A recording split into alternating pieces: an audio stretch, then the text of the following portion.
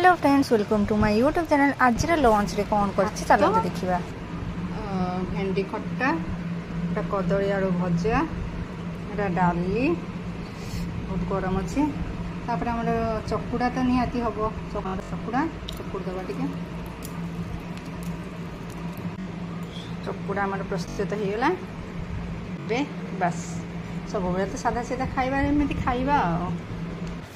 एबे तो पाखापाखि टाइम हेबो 1:30 आ भोक तो प्रबल मत हेलानी। चलो तो खाइबा फ्रेंड्स।